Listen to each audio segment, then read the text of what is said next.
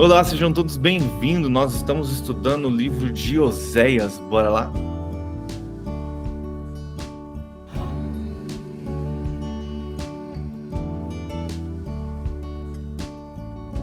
A Ti, Senhor, nós rendemos graças porque o Senhor é muito bom.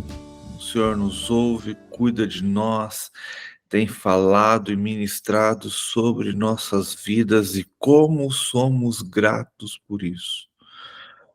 Obrigado, Senhor, porque nos dá um fôlego de vida todas as manhãs. Obrigado, Senhor, pelas misericórdias do Senhor que se renovou sobre nossas vidas. Louvado, exaltado seja teu nome. Obrigado pela nossa casa, pelo nosso sustento, pelo alimento sobre nossa mesa. Obrigado, Senhor, pelo teu cuidado, pelo seu amor, pela sua graça. Obrigado porque escolheu vir e entrar dentro da sua própria criação, virando o homem e se entregando por nós. Louvado seja teu nome, Pai, porque viveu a nossa vida e morreu a nossa morte. Toda honra, toda glória seja dadas a ti, Senhor. Obrigado, Jesus, porque ressuscitou. Vivo está. Louvado, exaltado seja teu nome, porque agora vivo nos promete uma vida eterna. Obrigado, Senhor, por tudo. Obrigado por nos tirar do lamaçal do pecado. Obrigado porque nos dá uma nova vida. Obrigado porque nos justifica. Obrigado porque santifica o nosso ser. Louvado, exaltado, engrandecido seja teu nome, pois só o Senhor é digno de ser louvado, de ser adorado, de ser exaltado. Santo, santo, santo é o teu nome, Senhor Todo-Poderoso, Criador dos céus e da terra, aquele que foi, que é e que há de vir. Hosanas nas alturas sejam dadas ao Senhor. Toda honra, toda glória seja dadas a ti, Senhor. Espírito Santo, vem nesta manhã ministrar aos nossos corações, falar conosco através da tua palavra. Vem estar ministrando sobre nossas vidas, para que possamos sair daqui cheios e ministrados por ti, para a honra e glória do teu santo nome, para que o Senhor seja exaltado. Espírito Santo, fale conosco através das Escrituras. Derrama sobre nós os teus dons, para que possamos viver cheios do teu Espírito, para que possamos viver conforme a tua vontade e o teu querer. Mas principalmente nesses dias, Senhor, derrama sobre nós o dom de discernimento de espíritos. Como vamos precisar, para que não sejamos enganados, Pai, mas sim estejamos sempre firmados no Senhor e na tua palavra. Enche-nos, Pai, do teu Espírito para que possamos ter coragem e ousadia de levar o Evangelho do Reino aonde o Senhor nos colocar. Que tudo seja para a honra e para a glória do teu santo nome. Para que o Senhor seja exaltado, para que o Senhor seja glorificado hoje e sempre, Pai. Nos reveste da sua armadura e nos ajude a todo dia afiar a sua espada, para a honra e glória do teu santo nome, Pai. Abençoa a vida de cada um aqui, Deus. Que o Senhor esteja ministrando aos nossos corações, que o Senhor esteja derramando da sua graça sobre nossas vidas, que o Senhor esteja operando, Pai, o sobrenatural sobre cada vida aqui, para a honra e para a glória do teu santo nome, para que o Senhor seja glorificado, para que o Senhor seja exaltado hoje e sempre, Pai. Vem, Deus, e continue a falar conosco, perdoando os nossos pecados, curando as nossas dores, as nossas feridas, a nossa ansiedade, as nossas dúvidas, transformando, Senhor, todo o nosso ser para a honra e glória do teu santo nome, Pai. Perdoando os nossos olhos, a nossa boca, a nossa língua, o nosso ser mais profundo, Pai, nos ensinando a viver uma vida santa em Ti e vencendo todas as lutas e todas as tribulações em Ti todos os dias. Nos ensina, Senhor, a perdoar aquelas pessoas que nos ofendem, que nos magoam e que nos perseguem. Que possamos compreender que é o máximo que elas têm para dar. E que possamos ter uma vida leve diante do Senhor, diante da tua presença, para a honra e glória do teu santo nome, Pai. Nos ensina, Senhor, a te buscar cada vez mais. Senhor, te peço pela nossa nação, que o Senhor esteja guardando o teu povo e despertando o teu povo para uma vida de busca do Senhor, para uma vida de oração, de conhecimento, Pai. Para pessoas que realmente se entreguem ao Senhor e desejam amadurecer na fé e começam a compreender as coisas difíceis que o Senhor tem para nós nesses últimos dias. Que haja cada vez mais nesta nação e em todo o mundo filhos maduros, filhos que desejam conhecer ao Senhor profundamente, filhos que desejam caminhar com o Senhor para a honra e para a glória do teu santo nome, para que o Senhor seja louvado e engrandecido. Desperta, Senhor, essa nação, começando pela liderança, que a gente viu no estudo de ontem como a liderança tem influência sobre o povo. Se a liderança é pecaminosa, se a liderança escolhe traí-lo, se a liderança escolhe adorar outros ídolos, como o povo é conduzido pela liderança e acaba pagando o preço junto. Que a sua liderança desperte o desejo de orar, de buscar ao Senhor, de incentivar o corpo de Cristo a orar, jejuar, buscar conhecimento no Senhor. Pois a gente leu ontem que o teu povo padece por falta de conhecimento. Ah, Deus nos ensina a conhecer a verdade que é o Senhor. Que há esse desejo de estar na tua presença, de conhecer ao Senhor, cresça em nossas vidas todos os dias, para a honra e para a glória do teu santo nome, para que o Senhor seja louvado, para que o Senhor seja exaltado através das nossas vidas. Traga paz, Senhor, para Jerusalém. A paz, Pai, para todo o Oriente Médio. E que as pessoas possam compreender que a tua vontade é soberana sobre todas as coisas, que as promessas e os pactos que o Senhor fez com o teu povo nunca se romperá. Que possamos entender o agir do teu Espírito sobre aquelas nações, e que eles venham reconhecer Yeshua como o Messias, que eles venham atingir a plenitude do Senhor, assim como os gentios, para que então nós possamos ver Jesus vindo com todo o poder e com toda a sua glória. Traga paz, Senhor, também para as nações. Nós sabemos, Pai, que a paz só vem em meio ao caos. Nós sabemos, Senhor, pelas Escrituras, que esse período de tribulação, de guerra, de dor é necessário para que o homem da iniquidade se levante e traga paz para o mundo.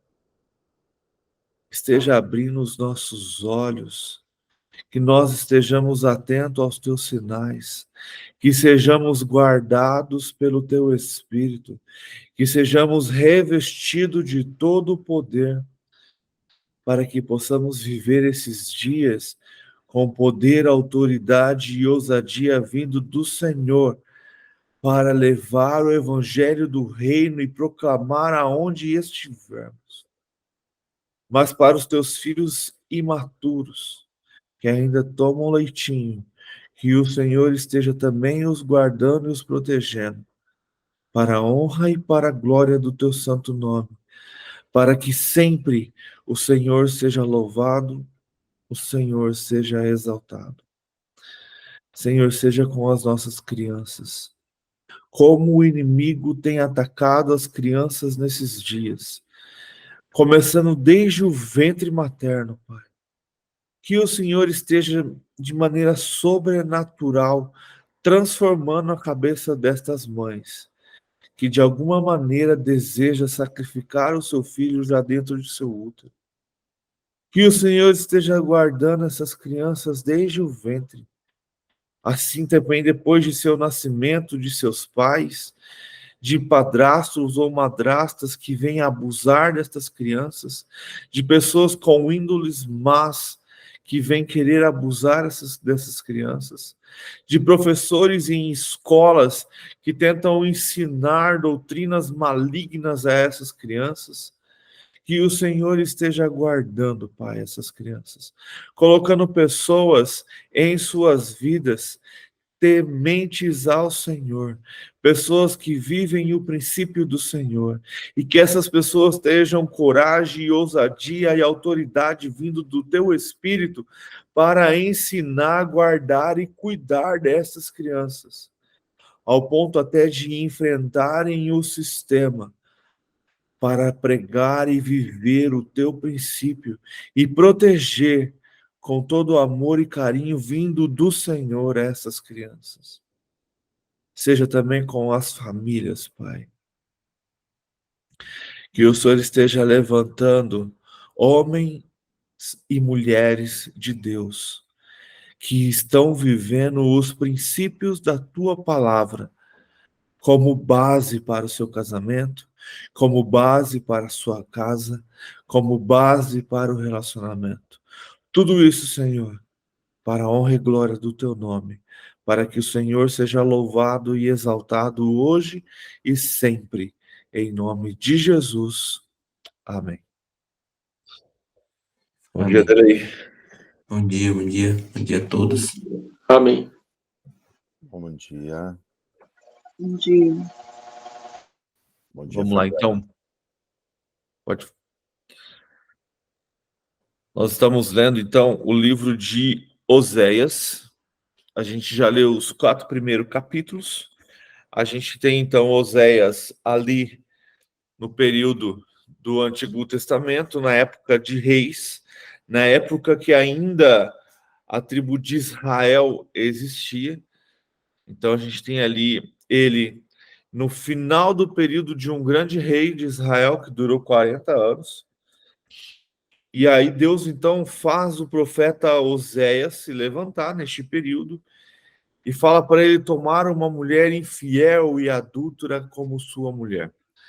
E ali eu acredito que Deus o colocou desta maneira para que ele sinta, quando estiver profetizando contra Israel, tudo o que o Senhor tem sentido de Israel.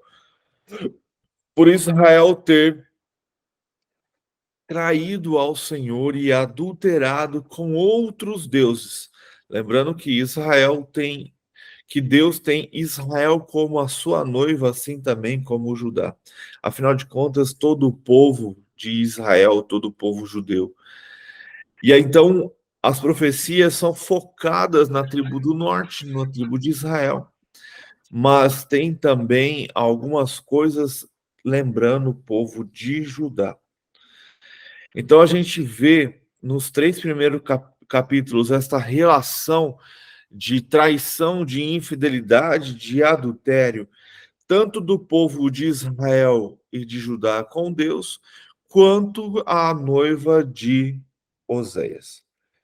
E a gente vê também Deus mostrando que mesmo ele sendo traído, se sentindo traído, se sentindo triste, colocando e castigando a sua mão sobre o povo deste tempo de Israel, a gente tem ali Deus, um Deus misericordioso, prometendo que Israel voltará a adorar a Deus, que Israel voltará a se casar com o Senhor e que Israel voltará a ser povo de Deus e reconhecer Deus como seu Senhor.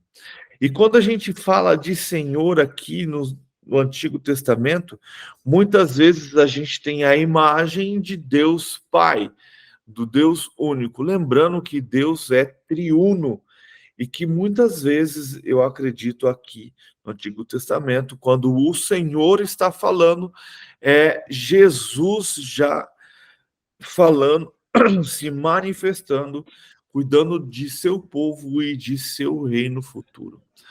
Então, é o próprio Senhor Jesus declarando ali no capítulo 3 sobre sua noiva. E depois, então, na verdade, no capítulo 2 e no capítulo 3. E no capítulo 4, então, ele deixando bem claro todos os pecados que vêm da liderança de Israel, começando pelos sacerdotes e até os governantes. E como o pecado de uma liderança destrói toda uma nação. Quando o líder está em pecado, ele derruba toda uma nação. Todo um povo cai e é castigado junto com essa liderança.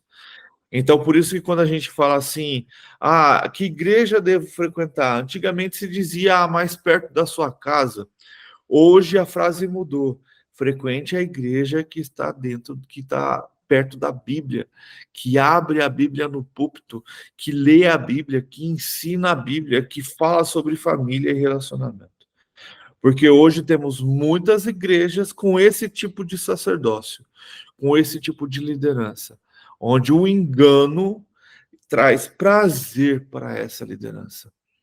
Onde a liderança, não importando placa nem religiosidade, são como galinhas que colocam seus pintinhos debaixo de suas asas e deseja de todo o seu coração que eles não cresçam e que vivam sempre dependentes deles. Então, hoje a gente tem muitas lideranças desta forma, que não ensina, que não deseja que os seus liderados cresçam, amadureçam e comecem a fazer o que a Bíblia fala, que é obedecer ao Senhor, que é pregar o evangelho a todas as nações. E aí a gente tem muitas, hoje, igrejas manipuladas por suas lideranças. Muitos líderes usando PNL para controlar mentalmente os seus liderados, causar neles dependência para que eles vivam sempre ali debaixo de suas asas, entregando suas ofertas e seus dízimos e obedecendo a sua liderança cegamente. E as escrituras do Senhor em nenhum momento fala para que você obedeça a sua liderança cegamente. Paulo até elogia e enfatiza o povo bereano, que quando Paulo pregava sobre o evangelho do caminho, que pregava sobre um judeu que veio e morreu por eles, quando pregava sobre Yeshua sendo o Messias tão esperado, eles iam lá nas escrituras para confirmar se o que Paulo dizia era verdade. Então precisamos ser desta maneira. Ao ouvir uma mensagem, uma pregação, precisamos buscar nas escrituras se o que está sendo dito é real. Outra coisa que a gente não entende, e eu estava meditando sobre isso esses dias. Cultuar ao Senhor é um momento de adoração, é um momento de entrega ao Senhor. O momento da palavra não é um momento exclusivo de culto, e sim de ensino. Quando você ia para a escola, a maioria aqui já não vai mais, só a Maria, mas a gente que ainda está aprendendo todos os dias, como a gente tem feito aqui, nós levamos caderno e anotamos o que o professor ensina. Por que na igreja é diferente? A gente fica assim, como que uma pregação de 1 hora A gente vai lembrar do começo dela se a gente não anotar o que foi falado. Então, precisamos adquirir essa cultura dentro das igrejas que não há. E eu trago isso de uma cultura da onde eu aprendi muitas coisas, não tenho o que reclamar, quando eu fiz multinível. Que quando a gente ia em seminários, era falado, leva um caderno e anota tudo que você puder para que você aprenda. E é engraçado que dentro das igrejas isso não é enfatizado. Não há esse costume de anotar a mensagem. E aí o que acontece? Os líderes e os pastores, os padres, eles são necessários pregar várias e várias vezes a mesma coisa para que isso entre na cabeça dos seus liderados. Agora, se tivéssemos o costume, na verdade isso é uma falha da liderança que não incentiva a igreja a fazer isso.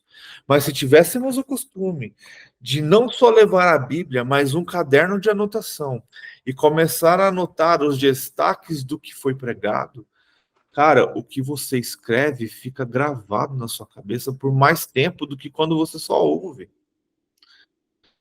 Então precisamos aprender também a anotar, a escrever, rabiscar muitas vezes a própria Bíblia sem dó, para que aquilo fique fixado em nossa mente, para que podamos aprender e guardar tudo que o Senhor tem para nós.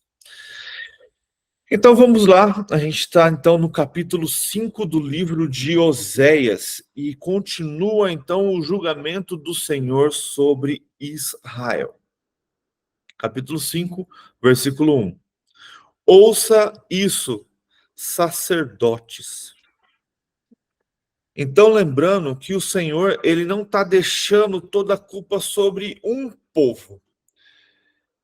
Lembra que em Tiago fala que os mestres serão cobrados dobrado? Paulo sempre deixa isso bem claro. Cuidado você que ensina que é mestre, porque ele será cobrado dobrado. Você que é presbítero, obreiro, cuidado, porque de ti será cobrado em dobro. Então o Senhor já está cobrando daqui, desde o Antigo Testamento, dos sacerdotes, porque era a responsabilidade deles ensinar o povo. E o que eles estavam ensinando estava conduzindo o povo à perdição e ao pecado. Então, será cobrado dos sacerdotes.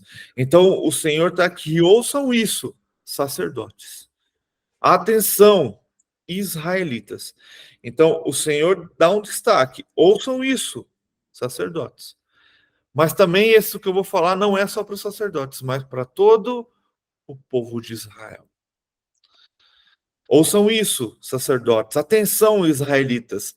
Escutem, ó família real. Esta sentença é contra vocês.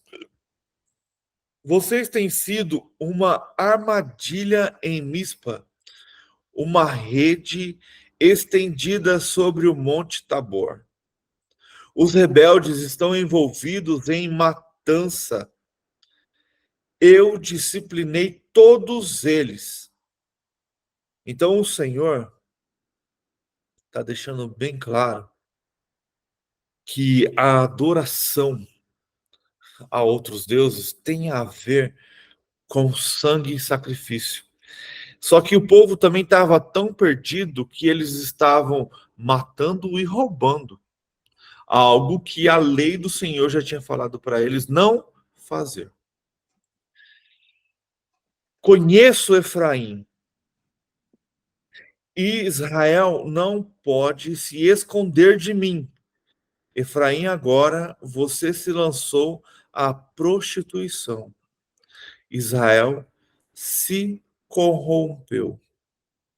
Versículo 4. Suas ações não lhe permitem voltar para o seu Deus. Um espírito de prostituição está no coração deles. Não reconhecem o Senhor. Cara, isso é muito sério, porque a gente tem um povo que adorava ao Deus vivo. Um povo que foi liberto do Egito, um povo cujo Deus chamava de sua noiva. E aí eles começam a entrar em pecado, começam então a criar santuários para outros deuses, começam então a trair ao Senhor, começam a se afastar de Deus. E quando eles se afastam do Senhor, o Espírito do Senhor está se afastando deles. Mas o Senhor permanece parado, e sim é o povo que vai se afastando. E quando o povo vai se afastando do Senhor, se afasta também de sua proteção. E aí então outros espíritos sujos, imundos, lembrando que neste tempo Satanás é príncipe de toda a terra. E ele tem por autoridade e o poder de enganar todas as nações. O povo de Deus não estava livre disso. O povo de Deus só não era enganado por Satanás quando estava sob a cobertura de Deus. Mas quando a cobertura de Deus, o povo fugia dela, sua mente, seu corpo, seu povo estava exposto e pronto para ser enganado. E assim acontece hoje da mesma maneira. Muitas vezes aceitamos a Cristo e achamos que agora está tudo bem, está tudo tranquilo. Lembra-se que Paulo, quando fala sobre a apostasia, ele não está falando de pessoas que não temem ao Senhor. A apostasia vai ser dentro da igreja do Senhor. A apostasia, ela acontece daquelas pessoas que um dia levantaram a sua mão e falaram: eu aceito Jesus como meu Salvador. Mas em algum momento em sua caminhada, ele escolheu se separar, romper esse vínculo com o Senhor e viver uma vida sem santificação, sem purificação e sem conhecer a verdade.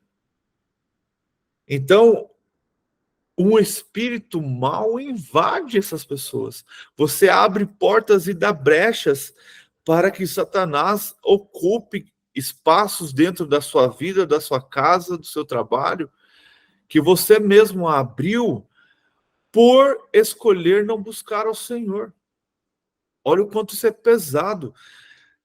Oséias aqui está sendo usado pelo Senhor, não é para ministrar pessoas que não conhecem a Deus. Oséias não está pregando contra os cananeus. Oséias está falando com o povo de Deus, com o povo de Israel, que um dia foi livre do pecado, foi tirado do Egito, e que agora escolhem adorar outros deuses e trair ao Senhor. E com isso, esse espírito de prostituição. A gente leu no capítulo anterior que havia, como que ele chamou? De culto, prostitutas cultuais.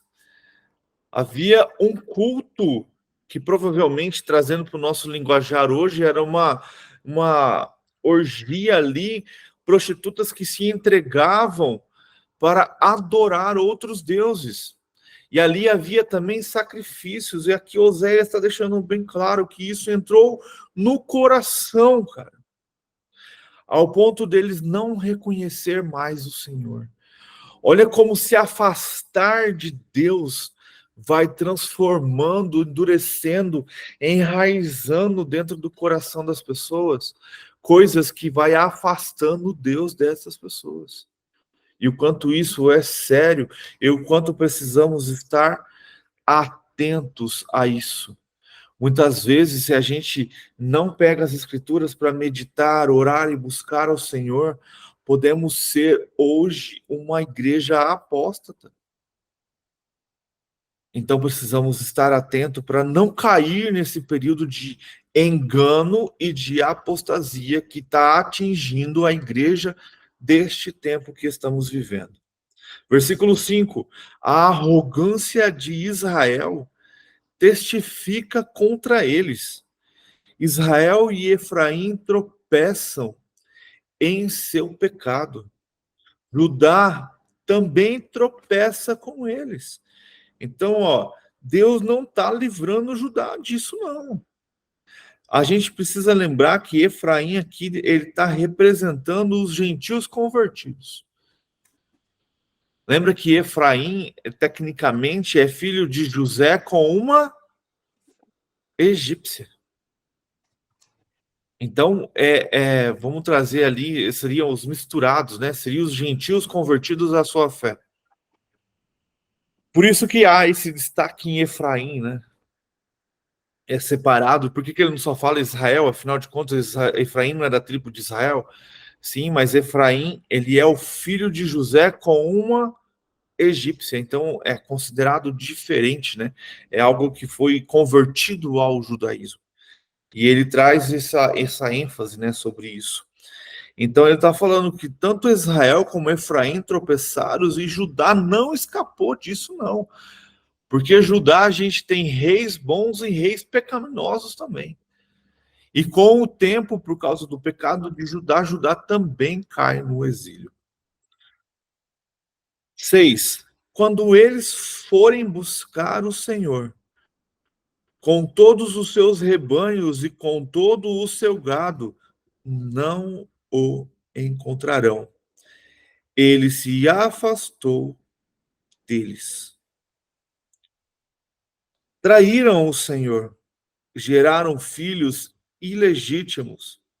Agora suas festas de lua nova os devorarão, tanto a eles como as suas plantações.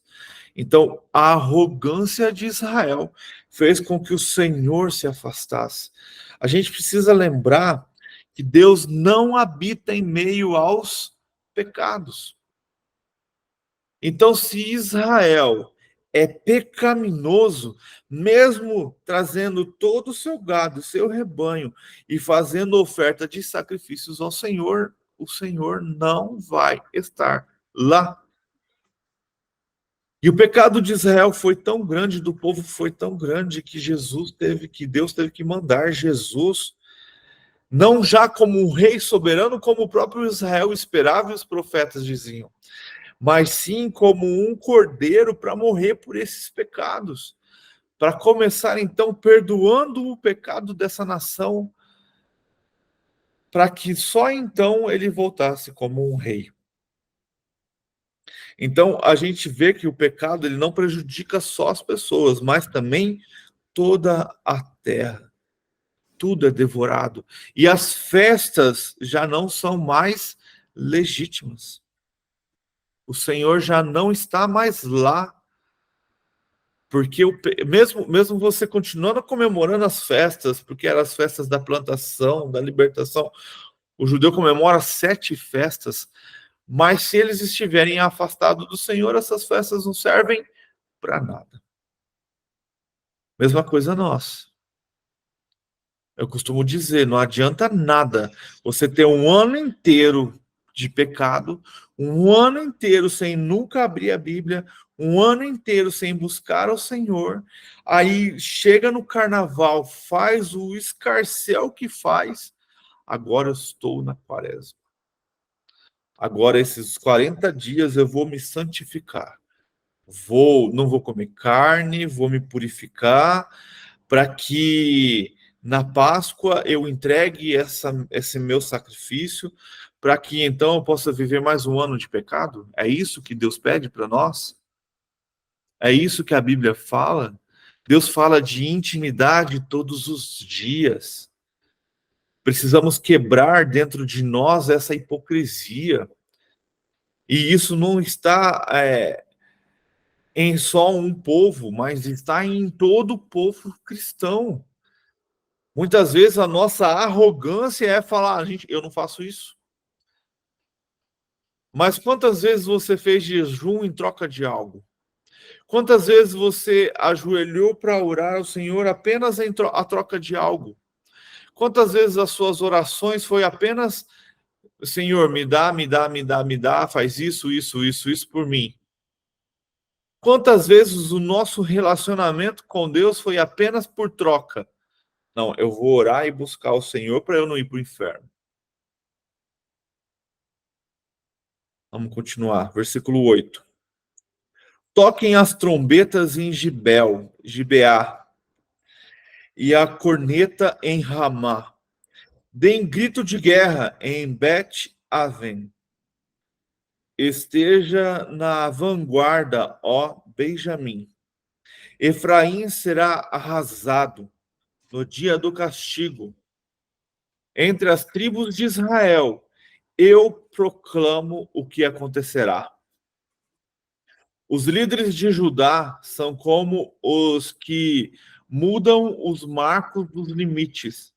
Derramarei sobre eles a minha ira como uma inundação. Efraim está oprimido, esmagado pelo juízo, porque decidiu ir atrás de ídolos. Sou como uma traça para Efraim, como prontidão para o povo de Judá. Então, Deus está deixando bem claro que vai castigar todo o seu povo, a sua ira será derramada sobre todos. Alguns vão sofrer mais do que outros. Mas Deus está deixando bem claro aqui que tudo isso está acontecendo por quê? Por causa do seu pecado e da sua prostituição. E quando a gente faz uma leitura superficial da Bíblia e não busca o entendimento do que está acontecendo, a gente tem aquele velho pensamento que eu disse ontem. Nossa, como Deus é malvado, né? Vai sacrificar todo o seu povo, vai derramar toda a sua ira sobre este povo. Só porque eles estavam adorando outro Deus.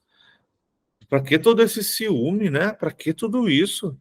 Ainda bem, né, que Jesus veio, Jesus, ele é amor, ele não faz acepção de pessoas, a gente pode continuar como estamos. Olha o engano entrando na mente das pessoas. Quando aceitamos a graça do Senhor Jesus e somos salvos, nós não somos salvos do inferno, não, nós somos salvos da ira vindoura do Senhor, que cairá sobre toda a terra, sobre todo o pecador ímpio. E o Senhor guardará aqueles que o servem, como nesse período o Senhor guardou. Porque essa ira do Senhor teria que exterminar todo Israel. Mas Israel ainda existe até hoje. O que aconteceu? Aconteceu que existem pessoas, os remanescentes, pessoas que mesmo em meio à idolatria dos sacerdotes, dos governadores, do povo, ainda se guardavam ao Rei dos Reis. Ainda temiam ao Senhor e mantinham sua fé no Deus vivo. Então hoje, em meio a tanta distorção da palavra, em meio a tanta idolatria, a gente muitas vezes, como a Beth disse ontem, a gente acha que a idolatria muitas vezes tem apenas a ver com imagens e esculturas. Não. Idolatria é tudo que você coloca no lugar de Deus. Seu trabalho pode se tornar idolatria. O líder da sua igreja pode se tornar idolatria em você. A sua igreja, a sua religiosidade pode se tornar idolatria. O seu dinheiro, a sua família, tudo que você coloca à frente de Deus é idolatria. O seu próprio eu. Você pode idolatrar a si próprio. Então não fique na ilusão. Mas eu não tenho imagem na minha casa. Eu não idolatro. Cara, não tem nada a ver. Você tem ego. E a gente falou sobre ego, sobre a arrogância do povo de Israel. A idolatria, a gente está vendo aqui que não tem a ver a prostituição só com ídolos, tem a ver com a sua entrega, com quem você é. O povo estava se entregando ao espírito maligno e sendo pessoas más. A gente viu alguns capítulos atrás que Deus falando que vocês roubam, matam. Tudo o que o Senhor entregou a Moisés nas tábuas, eu não estou nem falando dos 630 leis que eles têm a mais para viverem um convívio bom entre eles, mas eu estou falando apenas das 10 leis colocadas nas tábuas da lei. O povo de Israel estava rompendo, matando, destruindo, roubando, idolatrando outros deuses. E aí a gente fala, mas mesmo assim, Deus tão ciumento assim, porque nós só não perdoa, ele não é um Deus misericordioso, ele é. Por isso que o povo de Israel vive até hoje. Mas a idolatria a Baal, a idolatria a Aserate, é a mesma coisa a gente pensar hoje num termo conhecido que a gente sabe que é a pombagira. É algo que traz essa prostituição, essa promiscuidade, esse movimento aonde Deus é totalmente afastado e a iniquidade invade as pessoas. Aonde há cultos e rituais para que crianças sejam geradas, para que no futuro, aí sim, Baal seja adorado com o sacrifício dessas crianças. Como que Deus vai aprovar um povo fazendo isso? E aí a gente quer que Deus faça o quê, cara? Imagina se Deus não tivesse Na verdade, Deus nem interviu tanto, não. Deus só saiu fora. Vocês querem adorar outros deuses? Vocês querem? Olha, vou mandar vários profetas para avisar vocês o que vai acontecer. Vocês estão fazendo isso e tudo isso aqui vai acontecer com vocês por causa do que vocês estão fazendo. Se arrependam. Mas Deus sabe que muitos não vão se arrepender, que a sua maioria não vai se arrepender. Então, a ira do Senhor será sobre este povo. Porque este povo escolheu não se arrepender. E o que a gente tem hoje? A mesma coisa. Quantas pessoas são avisadas da ira do Senhor? Quantas pessoas são avisadas de seus caminhos, de que este caminho que ela está seguindo vai levar a ela à morte, uma morte eterna.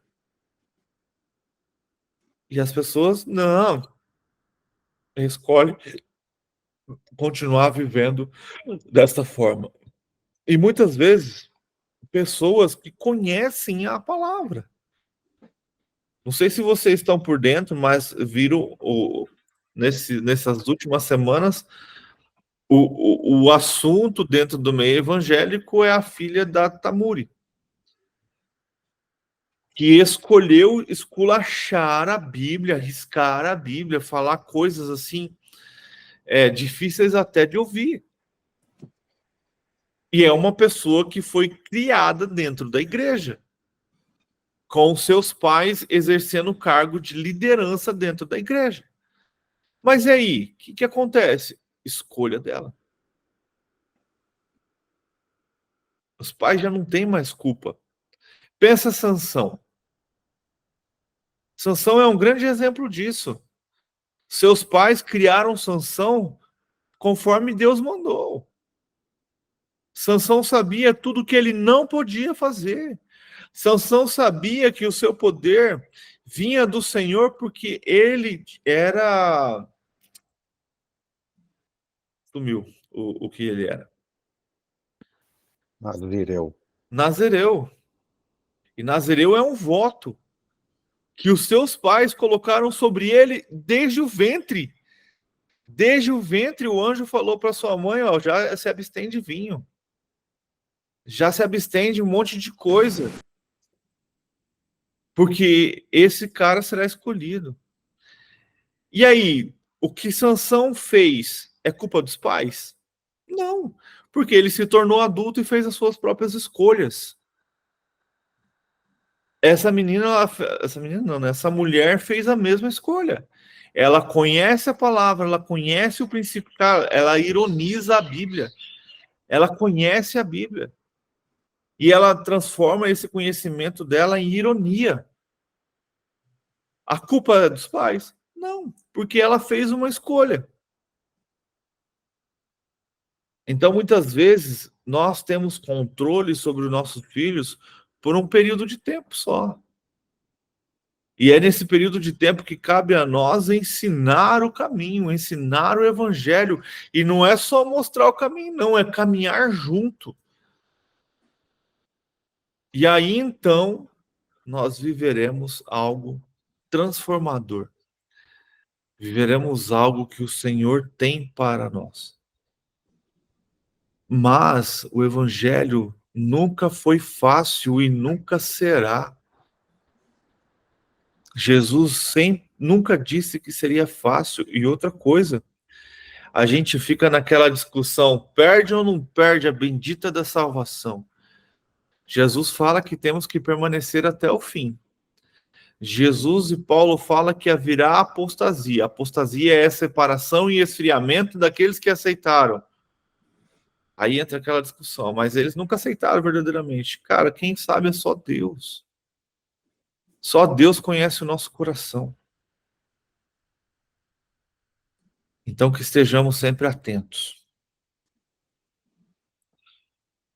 Oi, Eder. Pode falar.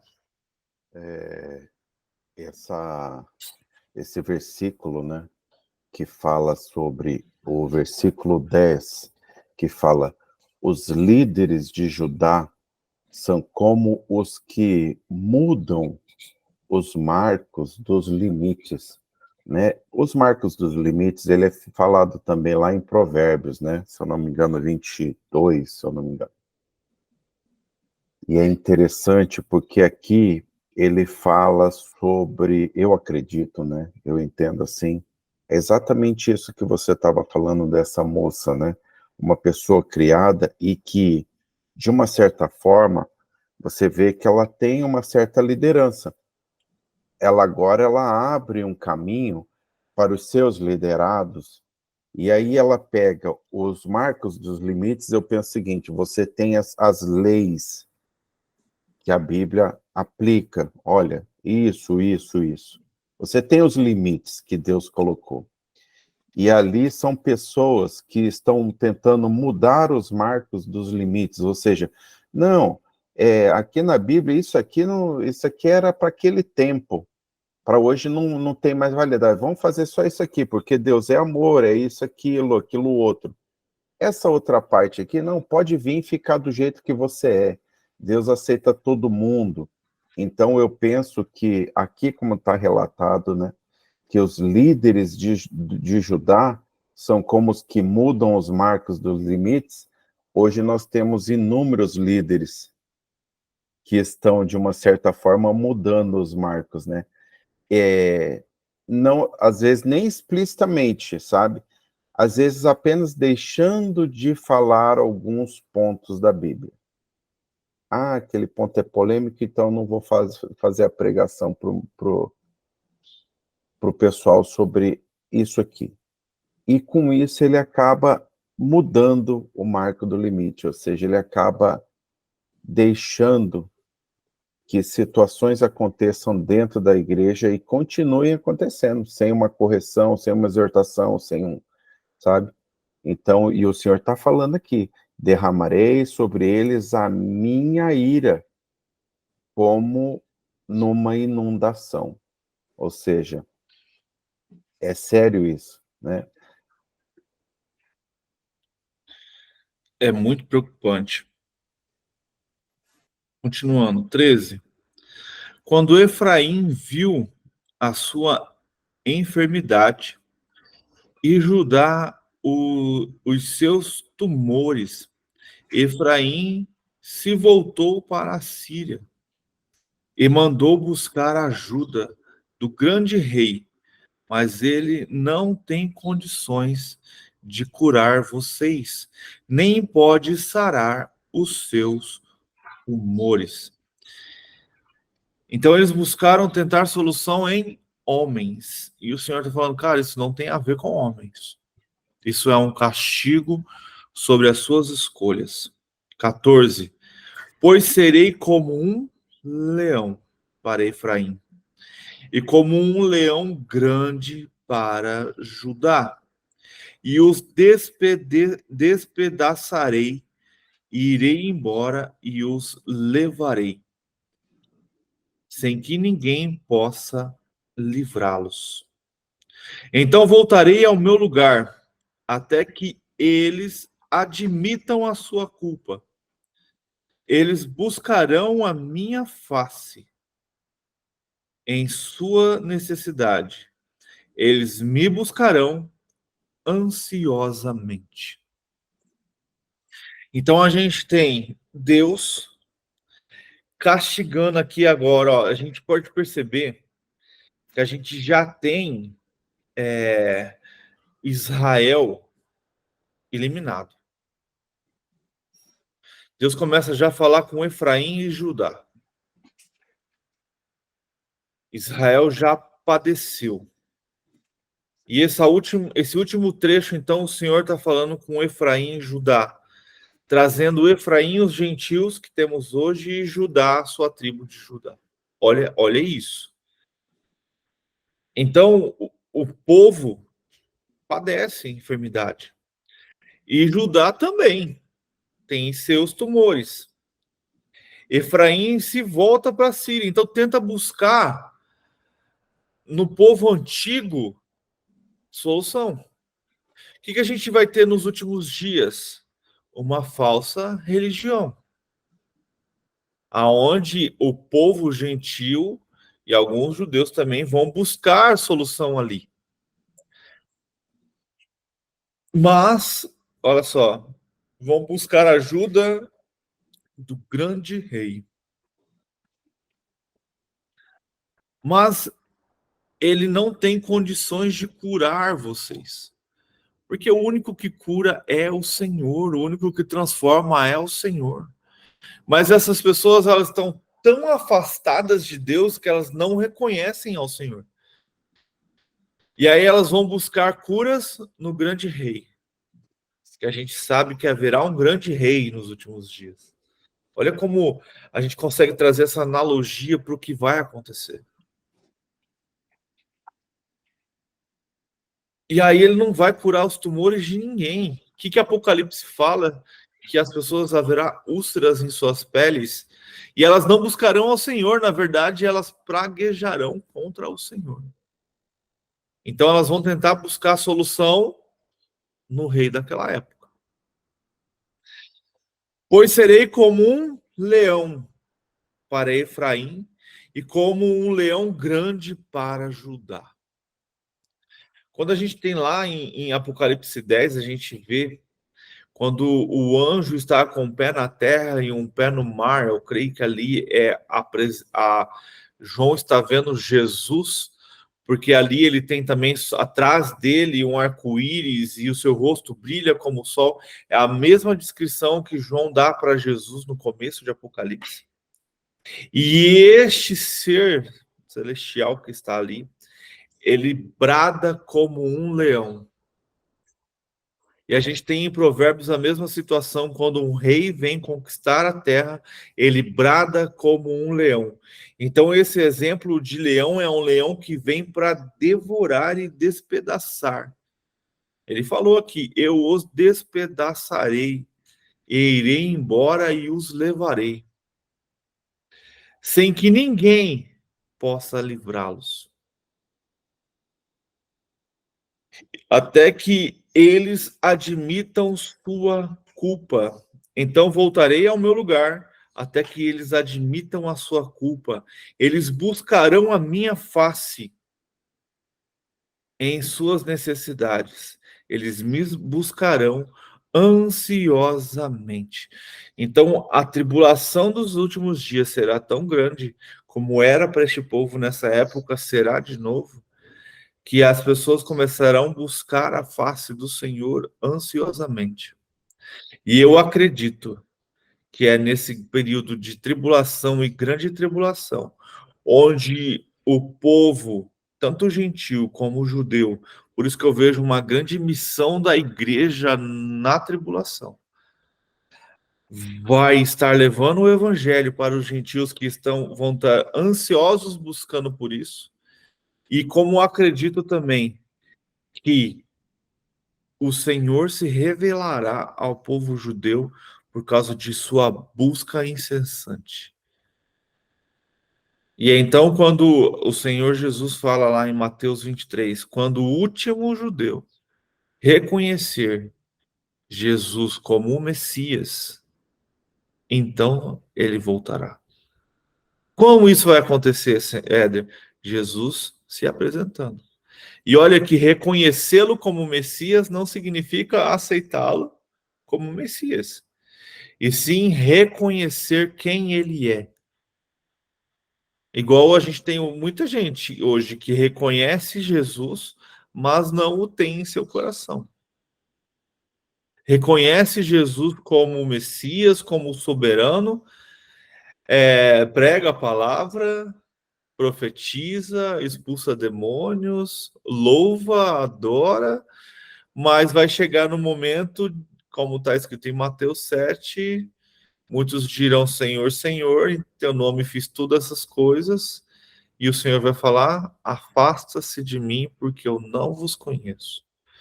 Então conhece a Jesus, reconhece ele como Messias, mas em seu coração verdadeiramente não o tem. Olha, isso é muito sério.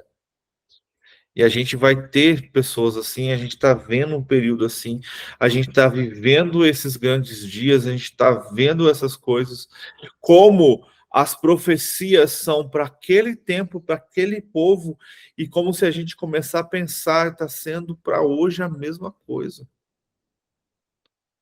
Então precisamos estar firmados cada vez mais no Senhor e ter a certeza de que não há outra maneira a não ser adorar a Deus e viver uma vida em busca dele para sempre. E é diário, é todos os dias, é se entregar verdadeiramente todos os dias, é ter relacionamento com Deus. É isso que Deus pede de nós, intimidade. Se a gente escolhe não ter, esquece, de nada serve. De nada adianta o seu evangelho, né? Será um evangelho falso. Você está dentro de uma comunidade, dentro de uma religiosidade e está sendo enganado. E aí a gente volta lá para o texto tão dito hoje em dia, né? Eis que estou à porta e bato. Se me deixar entrar, cearei, terei comunhão contigo. Ele está falando isso para uma igreja, ele está falando isso para alguém que o conhece, para alguém que já sabe os caminhos, mas escolheu não servi-lo. Escolheu não estar de boa aqui. E aí vai ser castigado com a ira do Senhor. Haverá chance de arrependimento por um período de tempo? Sim. Mas depois de suas escolhas, como a gente sabe, no final de tudo haverá uma grande escolha. Eu acredito que será já no fim, num período de grande tribulação, onde o falso profeta e o falso Cristo já se revelaram, e só então haverá a marca nas pessoas, assim como os judeus, né? O judeu usa na mão direita uma caixinha aí na testa com versículos bíblicos ali para lembrar do Senhor, e o anticristo vai fazer a mesma coisa, vai marcar o seu povo tanto na mão como na testa. E aí essas pessoas marcadas já não há mais solução. Não há mais arrependimento. Por isso que eu gosto muito de que a gente precisa entender. A marca é uma escolha. Ela não é uma imposição. Porque senão seria muito fácil eu te prender e te marcar, você já era. Não. Não funciona desse jeito. Você precisa aceitar. Você precisa querer, assim como é Deus. Deus, você precisa aceitá-lo. Você precisa querer que ele esteja em você. E só assim a ira do Senhor não será derramada sobre você. Fechou? A questão da marca, hoje a marca já existe, né? Mas está em nossos corações, né? Nossa, eu digo assim, no coração das pessoas, vamos dizer assim. O que vai acontecer é que essa marca será visível, né? E hoje há muita marca que está internalizada, né? Está escondida. Então, como tem várias pessoas que vão à igreja, participam de algum culto, mas que ainda continuam adorando algum tipo de, de situação, de coisa que não é o Senhor. Existe. Só que a marca, ela está dentro, ela está interna. Mas na época, no fim dos tempos, essa marca estará visível. Mas eu acredito, o Diego, que essa marca interna que você está falando, que é o nosso ser, né? Ela ainda pode ser transformada. Sim. Entendi. De uma maneira sobrenatural do Senhor, se assim Ele desejar, ela ainda pode ser transformada. A marca dos últimos tempos, depois de queimar a pele, já era. Essa já não há mais transformação, arrependimento que a faça sair. Tem uma série de livros, hoje já não vejo mais com essa visão, mas dentro dessa série de livros acontece uma situação bem interessante. Virou polêmica na época deste livro, mas acontece uma situação de um cara ser dopado. Seu pai já servia ao anticristo, então já tinha a marca, e o filho era cristão. E não queria a marca, lógico. E seu pai, por amor ao seu filho, dá um tranquilizante para ele, né? Vamos dizer assim, alguma coisa para ele, e o marca. E quando esse guri acorda, ele tem algo assim que é extraordinário, né? Para dentro do livro, e se para a gente parar para pensar. Ele tinha a marca da besta e o selo de Deus na testa, os dois juntos. Por quê? Porque a marca não foi algo que ele escolheu, foi algo imposto pelo seu pai. Agora você imagina se desta forma a gente perdesse a nossa salvação. Estou falando já de últimos dias e estou falando de algo que pode ou não acontecer. Seria muito fácil o cara chegar num bairro e começar a jogar tranquilizante, apagar todo mundo, ir lá e marcar todo mundo. Agora todo mundo é meu. Por isso que é algo que é escolhido. Sim. Mas nesse caso aí, ele não. Deus não seria válido. Então, Porque foi colocado mesmo. Ele não aceitou. É por isso que eu estou falando. É escolhido, né? É como a mulher de Ló, né? Foi embora, mas o coração dela ficou na saudade da cidade, na saudade do que ela vivia dentro da cidade, das práticas que ali haviam e tudo mais. Então é algo que foi escolhido por ela. Mas há chance, sim. Eu também creio nisso. Mas depois, quando chegar nos últimos dias e depois que a marca for colocada, né? Porque aí é como se fosse, vamos dizer assim, o registro definitivo das escolhas que você fez ao longo da vida, né? Ou daquilo que você está vivendo até então. Aí é o registro definitivo. Aí depois que registrou definitivamente, ali acabou.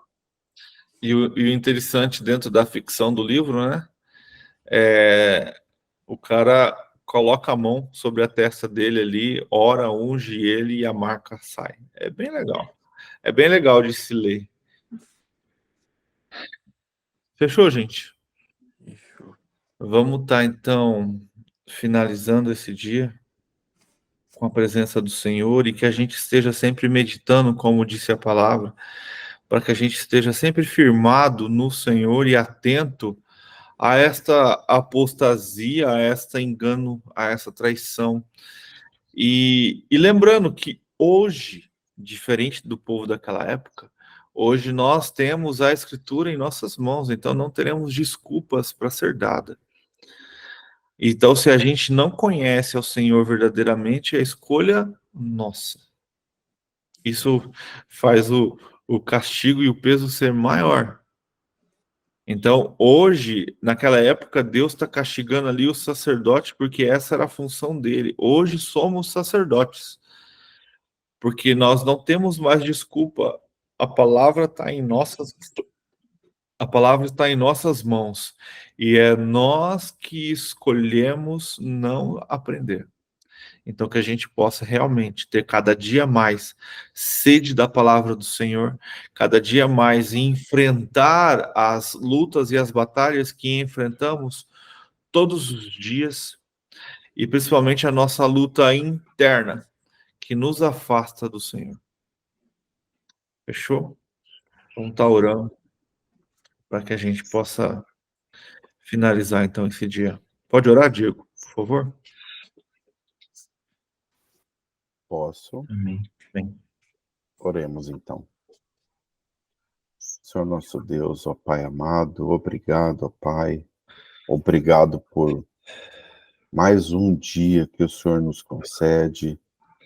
Obrigado por este momento, ó Pai, que tem sido bênção em nossas vidas, podermos acordar e estudar, debruçar sobre a Tua palavra, ó Pai, sobre os Teus mandamentos. Não queremos, ó Pai, apenas uma leitura superficial, e sim buscamos o entendimento através das tuas escrituras, daquilo que o Senhor tem para as nossas vidas, ó Pai. Por isso clamamos, continue derramando do seu Santo Espírito sobre as nossas vidas, para que possamos ter o discernimento, ó Pai, daquilo que vem do Senhor e principalmente, ó Pai, daquilo que não vem do Senhor, pois sabemos que nos últimos dias o inimigo, ó Pai, ele fará coisas e enganará a muitos. Por isso clamamos, dê o seu discernimento, conceda, ó Pai, esse entendimento, e por isso buscamos e nos debruçamos e queremos estar cada vez mais, ó Pai, num relacionamento íntimo com o Senhor, para que possamos não cair, ó Pai, não ser enganados. Usa-nos, Senhor, usa-nos como ferramenta para levarmos o Teu nome, o Teu grande amor àqueles que ainda não ouviram falar de Ti, ou que já ouviram falar de Ti, ó Pai, mas infelizmente ainda não escolheram entregar as suas vidas ao único que tem a salvação eterna, que é Jesus Cristo, Pai. Usa-nos como ferramenta, capacita-nos para a missão, fortaleça nessa tarefa, Pai. Paizinho, queremos pedir por aqueles que estão com alguma dificuldade financeira ou dificuldade na questão da saúde, que o Senhor esteja, ó Pai, visitando, esteja entrando com a provisão, com tudo aquilo que o Senhor tem para eles, ó Pai, e também para nós. Queremos lembrar aqui dos nossos governantes, que o Senhor esteja com eles, esteja levantando pessoas e que a sua vontade seja feita sobre a vida deles, assim como em nossas vidas. Queremos ainda lembrar daqueles que estão passando por guerras, principalmente as mulheres, as crianças, os idosos, que o Senhor seja com cada um, esteja fortalecendo neste momento, passando por esta situação, que o Senhor esteja entrando, ó Pai, com a sua provisão, o seu entendimento e dando aquilo que cada um precisa, ó Pai, para suportar essas situações difíceis, ó Pai. Sabemos que mais e mais vezes este mundo irá de uma certa forma, ó Pai, virá um caos, criar situações onde terá sofrimento, que terá perseguição, e que o Senhor, Pai, esteja com todo o seu povo espalhado aqui, ó Pai, na face da terra, dando a força necessária para seguirmos firmes, ó Pai, para não sermos enganados. Esse é o nosso desejo, ó Pai. Essa é a nossa vontade. Mas antes a sua vontade, ó Pai, acima de tudo, que ela seja feita, que ela se cumpra sobre as nossas vidas. Sê conosco no dia de hoje, que toda e qualquer ação que nós fizermos, Senhor, seja para honrar ao Senhor, seja para glorificar ao Senhor. Sê conosco, essa é a nossa oração. Agradecemos em nome do seu Filho amado, Jesus Cristo. Amém. E assim a gente finaliza mais um estudo e é maravilhoso ver como Deus age em nossas vidas. Que Deus possa te abençoar e que você possa ter cada vez mais sede da palavra de Deus.